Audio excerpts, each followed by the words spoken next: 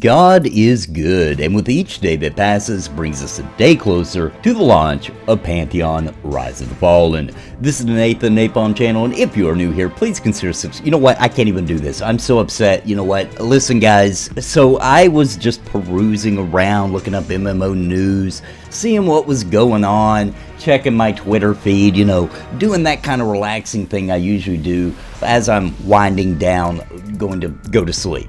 And I found this article, and this is a website I frequent. This would be for MassivelyOP.com. I frequent there a lot, read their articles from time to time.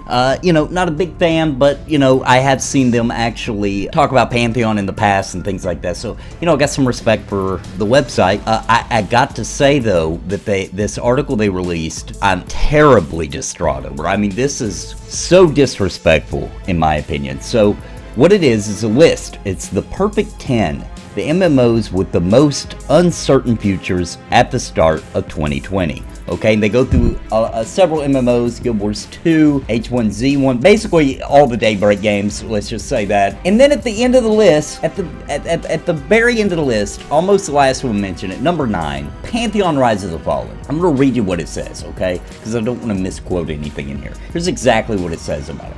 Whatever you might feel about his preferences in terms of game design, the loss of Brad McQuaid is an absolute tragedy for our shared genre. I agree with that.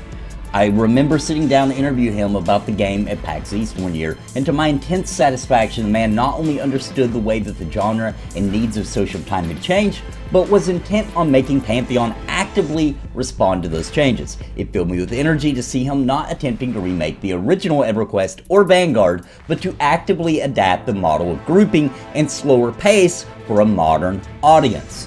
And now we've lost him forever, and it's simply tragic and heartbreaking. The question we need to ask here, of course, is what this means for the future of this game. On the one hand, there's definitely a lot of people interested in the title pushing forward, and there's a staff working on the game, doing its best to reassure everyone that development will continue with McQuaid's vision at the heart of it, okay?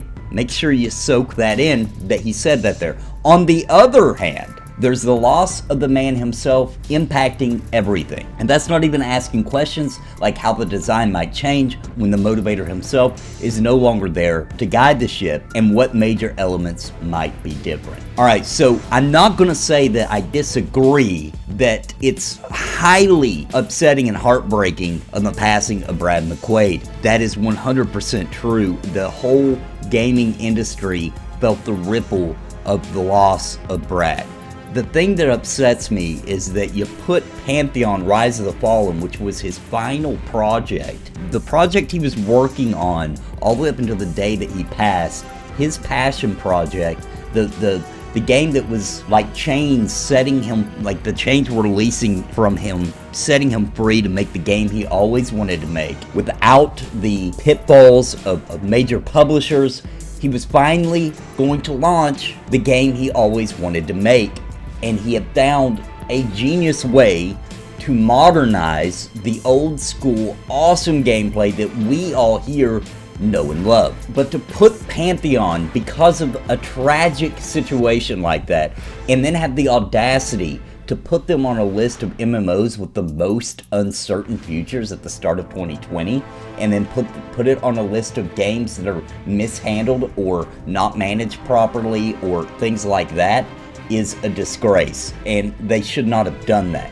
They really should not have done that, because it doesn't take very much research to see that the team is 1000% on board and going to carry Brad's vision all the way. It became even more of a passion project with the passing of Brad McQuaid, because now the team wants to do it for Brad. This is his final vision, and they're going to see it through. He had the vision laid out, and now they're going to bring it over the finish line. And it highly upsets me that you would just haphazardly put Pantheon on a list like this. It's so disrespectful to the brand that Brad McQuaid worked so hard to get going.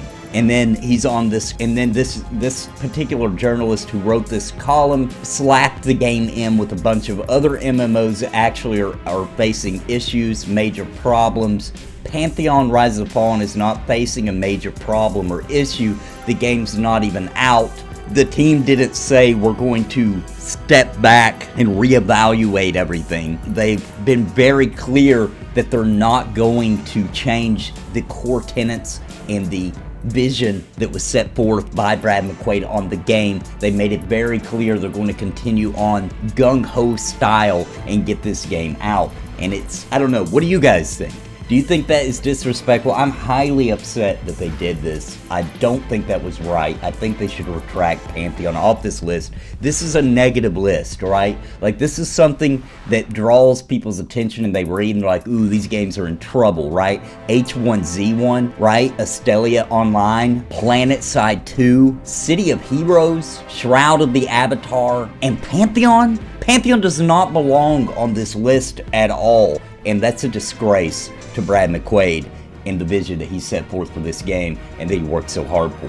Do you guys agree with me? Do you think this is wrong? I'll have a link. I read the entire Pantheon Rise of the Fallen portion of that article, but if you'd like to check it out yourself, I'll have a link for it down below, and you let me know, is this disrespectful?